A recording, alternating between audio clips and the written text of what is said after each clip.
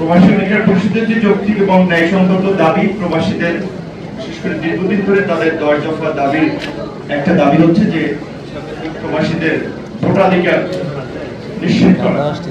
আপনারা জানেন যে ইতিমধ্যেই আমরা এই নবগঠিত নির্বাচন কমিশনের সাথে গণ অধিকার পরিষদের একটি আলোচনা সভায় আমরা জোরালোভাবে দাবি জানিয়েছি যে যেহেতু আমরা বর্তমানে এই গণ অভ্যুত্থান পরবর্তী রাষ্ট্র সংস্কার এবং রাজনীতিতে একটা নতুন ধারার কথা বলছি, পৃথিবীর বিভিন্ন দেশে যেভাবে প্রবাসীরা তাদের দেশের নির্বাচনে ভোট দিয়ে থাকে, অন্তত এই গণ অভ্যুত্থানে আমাদের প্রবাসীদের গণ অভ্যুত্থানের পরবর্তী নির্বাচনে সেই ভোটাধিকারটা আমরা নিশ্চিত করতে পারি।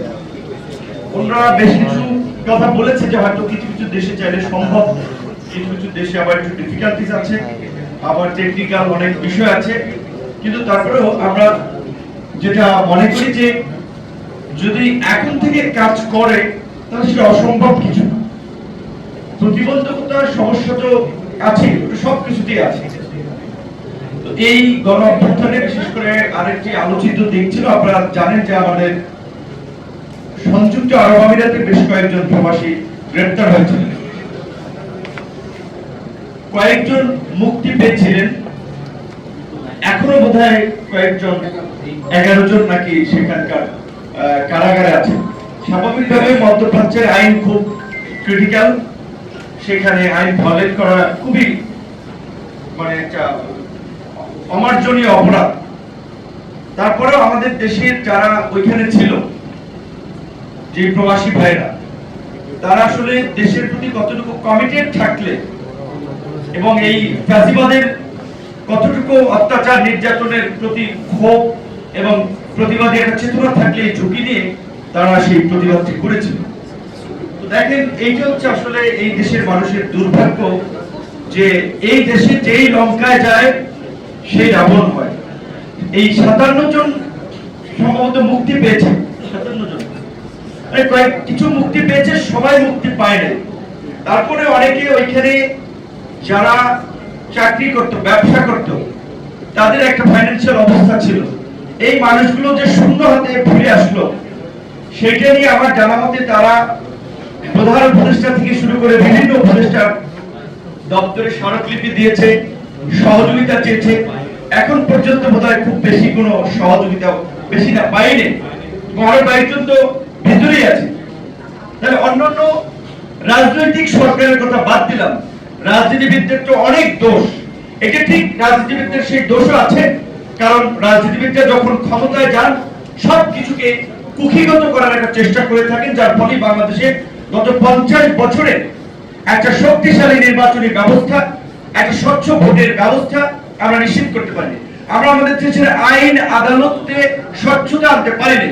যেই সরকার যখন ক্ষমতায় গিয়েছে তাদের দলীয় লোকদেরকে বিচার বিভাগে নিয়োগ দিয়ে বিচার বিভাগকে দলীয়করণ করেছে। পুলিশ প্রশাসনে দলবাজি করে তাদের দলীয় লোকদের একটা আধিপত্য তৈরি করেছে। সবচেয়ে আশ্চর্যজনক বিষয়, এই গণ অভ্যুত্থানের পরেও আমরা যতই নতুন বন্দোবস্তের কথা বলছি, নতুন ধারার রাজনীতি করার কথা বলছি, সবকিছুই চলছে পুরানো ধারায়, কোনো জায়গায় পরিবর্তন আসে নাই, খুব বেশি পরিবর্তন আসে নাই। আপনি দেখেন পুলিশ প্রশাসন থেকে, আপনাদের কি মনে হয় প্রশাসন এখন একটা নিরপেক্ষ প্রশাসন হিসেবে কাজ করছে?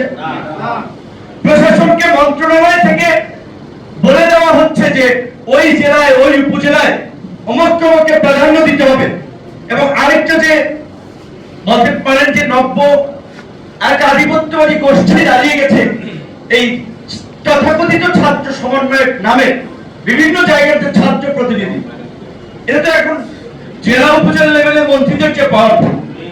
সেদিন একটা চিঠি দেখেছে হবিগঞ্জের বৈষম্য বিরোধী ছাত্র আন্দোলনের ব্যানারে, তারা প্রাণ আইফেল কোম্পানিকে চিঠি লিখেছে, আমরা একটা প্রোগ্রাম করব, আমাদের আর্থিক সহযোগিতা প্রয়োজন, যদি আপনারা না দেন তাহলে আপনারা যে নদীতে বর্জ্য ফেলে নদী দূষণ করছেন সেটার বিরুদ্ধে তীব্র আন্দোলন হচ্ছে।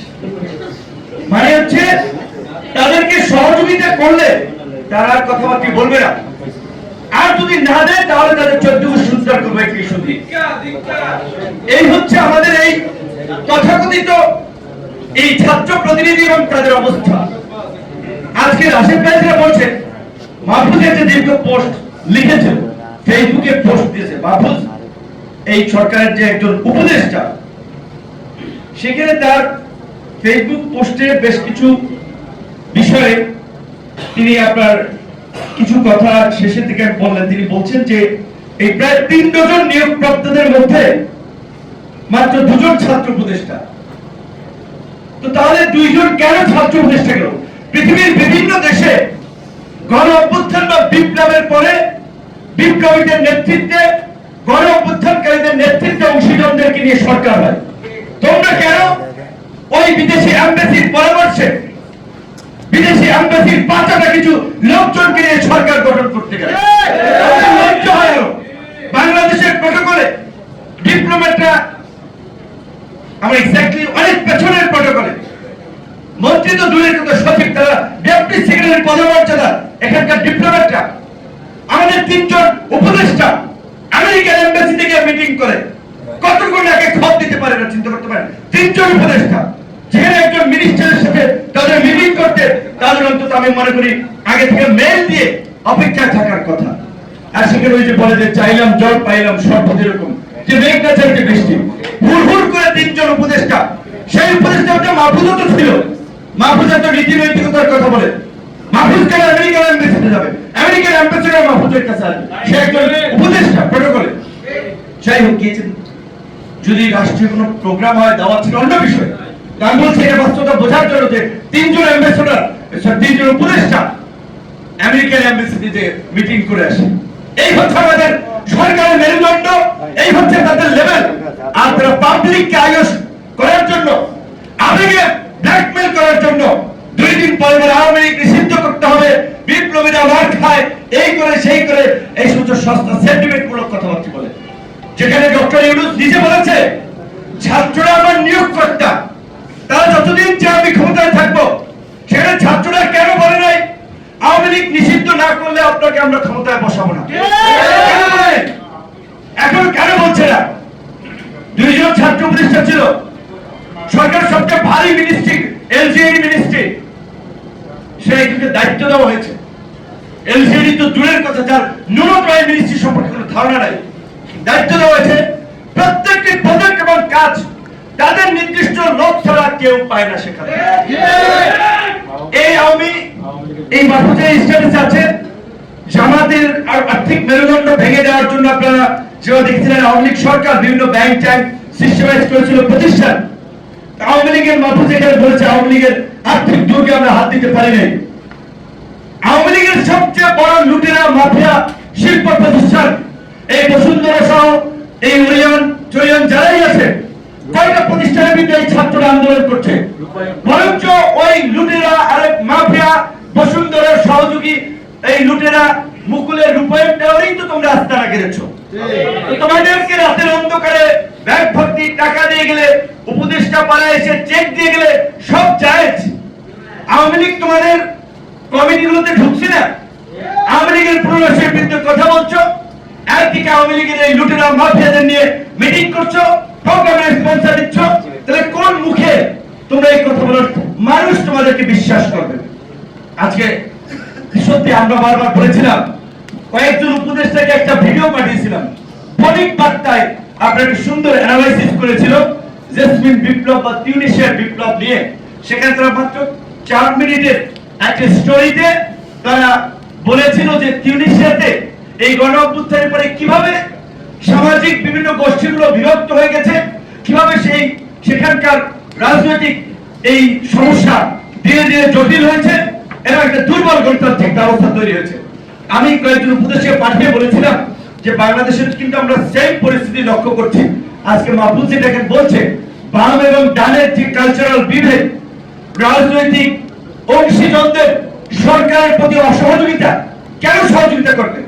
ইতিমধ্যে যে নয় করেছে সাবের চৌধুরীর জামিন থেকে আজকে আব্দুল হামিদের পালিয়ে যাওয়া, সবকিছু সরকারের সিগন্যাল হচ্ছে, সরকারের মধ্যস্থতা হচ্ছে।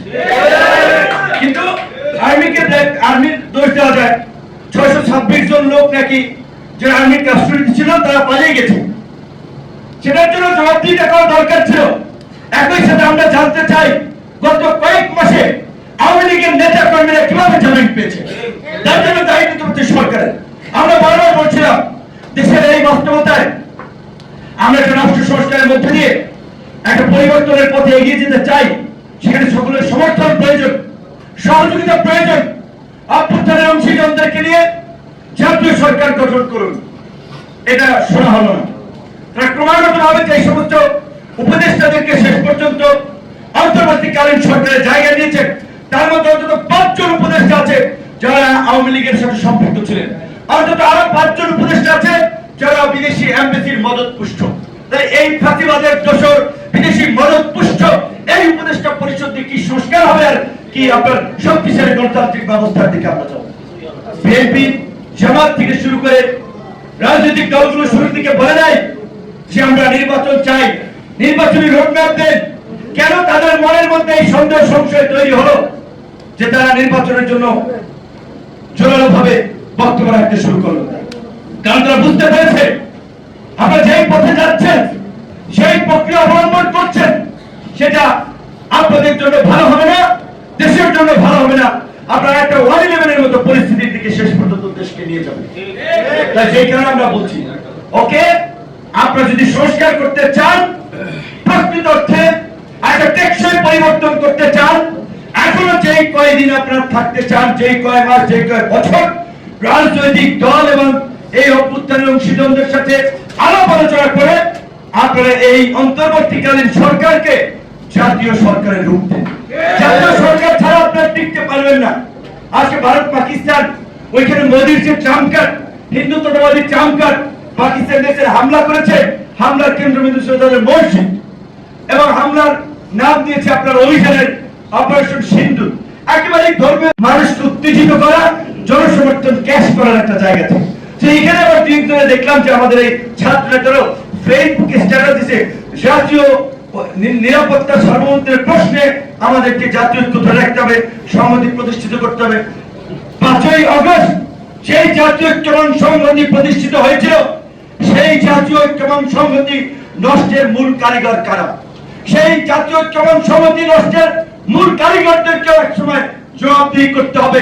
ভুলে যাবেন না 75-এর মেজর ডালিমরা পরবর্তীতে কিন্তু ভিলেনে পরিণত হয়েছে। কাজে আজকে যদি একা একা ভেবে থাকেন যে আপনারা এই বিপ্লব উদ্ধার করে ফেলেছেন এবং যা ইচ্ছে তাই করবেন আর জনগণ মেনে নেবে, পরিস্থিতি সবসময় অনুকূলে থাকবে না। তাই আমাদের সহকর্মী এখনো বলবো, এখনো সময় আছে, সকলের সাথে আলাপ আলোচনা করে আগামীর গতিপথ ঠিক করতে হবে। আওয়ামী লীগ নিষিদ্ধের প্রশ্নে বিন্দু মাত্র কম্প্রোমাইজ করা যাবে না। যদি কেউ ভেবে থাকেন আওয়ামী লীগের 5 জন পুলিশ অফিসার আমার পক্ষে কাজ করবে, 5 জন ব্যবসায়ী আমার দলকে ডোনেশন দিবে, এরা যখন আবার সুযোগ পাবে কাল সাপের মতো সবল মারবে। আওয়ামী লীগের প্রশ্নে সকলকে এক জায়গায় আসতে হবে, অনতি বিলম্বে আওয়ামী লীগকে নিষিদ্ধ করতে হবে এবং এই গণহত্যার সাথে জড়িত বিশেষ করে চিহ্নিত দুর্বৃত্তদেরকে বিচারের আওতায় আনতে হবে।